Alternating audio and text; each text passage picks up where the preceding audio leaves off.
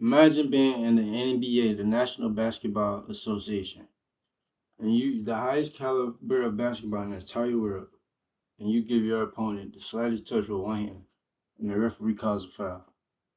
But this is what today's game has come to. By the time I finish this speech, I'll be sure that I have persuaded you that NBA games are more gentle today than they were decades ago. I started watching the NBA 3 years ago because of how soft it is. I tend to just watch college basketball because it is more competitive, but this is only because they're all trying to make it to the NBA. Today, I will discuss how hand checking was banned, how you can no longer rejoice throughout an NBA game, and how NBA players are able to choose when they want to play now and when they want to take a break on their own.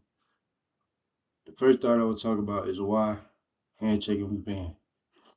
I'm sure the first thing that comes to your mind when I say that is what is hand checking? Hand checking is a defensive technique when the defender lays one hand on the opponent.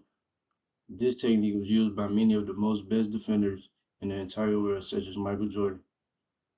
The banning of this rule really impacted the game. Now players have to rely on their footwork to play defense. The hand checking rule was banned to reduce physicality in the sport and so that games would go higher in score. Why take away physicality in basketball now? It's always been a physical sport. These players get paid millions of dollars. Why wouldn't you want them to compete?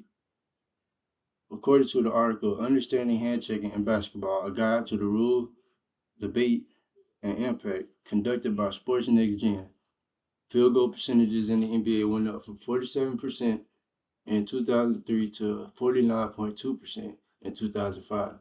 This shows that when the NBA took away hand checking, it was easier to score points in the NBA. According to the same source, today the game looks softer with less rugged play, and there is inconsistent intensity.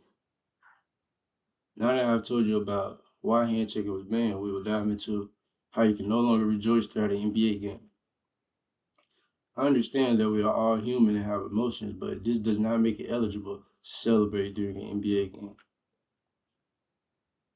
The game was so pleasurable to watch years ago because of how intense it was. I mean, you could literally hear players talking trash through the television. Famous player Michael Jordan, which is also the greatest basketball player of all time, used to taunt his opponent and stick his tongue out after making an impactful play. Nowadays, players just clap to show rejoicing. According to ESPN writer Tim McMahon, he states on ESPN.com, unfortunately, we got guys like Mike Conley, who has never had a technical foul a day in his career, but simply can't get respected by the refs tonight. This was a horribly officiated game. I did my own research and later found out that Mike Conley was actually ejected from this game after not agreeing with the refs after giving him his first ever technical foul in his career. Also, according to professional team, the Golden State Warriors on NBCS.com,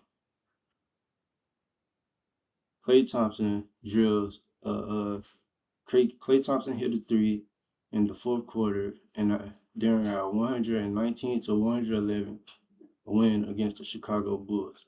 This three gave us a little breathing room. This caused 23-year-old rookie Jordan Poole to celebrate on the bench and walk on the floor while the play was still going on. Unfortunately, this resulted in a technical foul for Jordan Poole.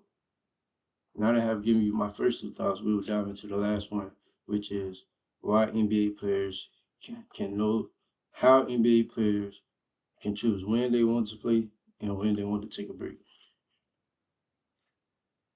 I think it's a shame how NBA players wouldn't want to play every single game of the season. I mean, you get paid millions of dollars to do what you love every day. I mean, that's heavy. I understand that we get fatigued, we're all human, but this isn't the case for most players.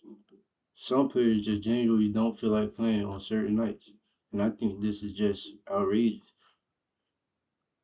Most players say they listen to their bodies and just stay at home, but I don't believe this because NBA players usually put millions of dollars into their body, which means they rarely get hurt.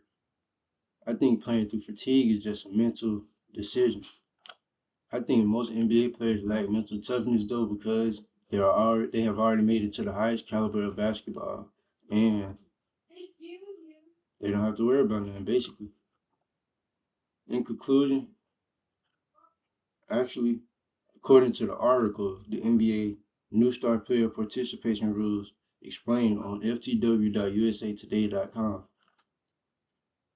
The NBA is trying to make policies to prevent NBA stars from sitting out during regular season games on national television.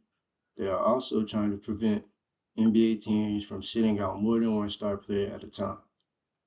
In conclusion, I have persuaded you why NBA games are more gentle today than they were decades ago. I discussed with you why handshaking was banned, why you can no longer rejoice throughout an NBA game, and how NBA players are allowed to choose when to play and when to take a break now. Hopefully, one day the NBA will go back to how it was years ago. Maybe I'll start watching it again. Until then, I'm going to stick to watching college basketball. Thank you.